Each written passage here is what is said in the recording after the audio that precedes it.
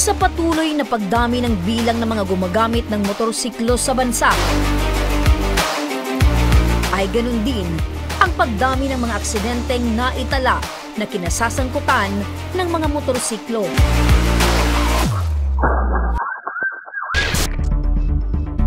Katulad na lang ng isang residente ng Imalnod, Legazpi City na naaksidente habang siya ay nagmamaneho ng kanyang motorsiklo noong nakaraang taon. Ako po si Erwin Bitangkor, 42 years old na po. May 5 anak. Nagtatrabaho po ako ng latero mekaniko po. Ako po si Roxanne de la Cruz po, 40 years old. Ka-live-in partner po ni Erwin Bitangkor po. Pauwi na po ako, ma'am, nung galing akong trabaho, mga 7:30 pauwi na po ako, ma'am. Nagmotor po ako pauwi, tapos pumutok po yung unahang gulong ng motor ko, kaya po na-aksidente po ako. Naabutan mi po sa hospital po, wala po siyang malay po, ma'am. Kaya po sa nagdasal na lang po na maligtas po siya. Dahil sa nangyari kay Erwin, umabot sa mahigit 2.5 milyon ang kanyang naging bayarin sa ospital. Bakit po umabot ng 2.5 million yung bayaran niyo po sa hospital? Kasi po, ma'am, hindi po, ma'am, alam namin na naduguan pa lamang yung ulo ko, naputulan ng ugat. Mga mag-iisang buwan, ma'am, bago ko namin nalaman na may diferensya pala yung ugat ko sa ulo. Tapos lumuwa po yung mata ko. Kaya po, hindi naman po kaya dito. Kaya po napunta kami ng PGH po. Pero ang Ako Bicol Tabang Ora mismo ni Congressman Saldico at ang Ako Bicol Party List agad na umalalay sa kanyang pangangailangang medikal.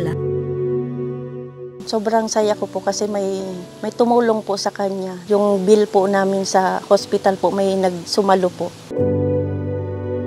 Ayon naman kay Erwin, hindi siya pinabayaan ng ating programa. Sila na po nagresponde po. Yung Tabang Ora mismo, yung ambulansya, sila na po nagdala pa Manila po sa akin.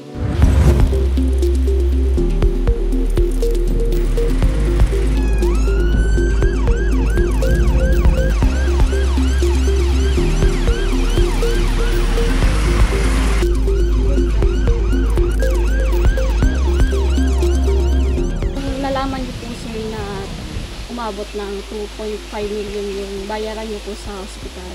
Nagkaroon ka po ba ng pangamba or iniisip mo po ba kung saan niyo po yung kukunin? Opo, ma'am. Siyempre po, nagangamba po ako kasi wala naman po akong makukuha na malaking pera na ganun kalaki po yung halaga. Labis din ang kanyang naging pasasalamat sa Ako Bicol Tabang Ora mismo, Ako Bicol Party List at kay Congressman Saldico dahil sa kanilang agarang natanggap na tulong. Papasalamat po ako kay Congressman Saldico, kay Attorney Pido Garbin, kay Congressman Jel Bongalon, and kay Sir Rodi Vizcaya. Lahat po sa staff ng Ako Bicol sa Tabang Ora mismo. Maraming salamat po. Sabi ko pong mabilis po yung Tabang Ora mismo po. Kasi po kahit ano pong oras nandyan po sila, tumutulong po sila.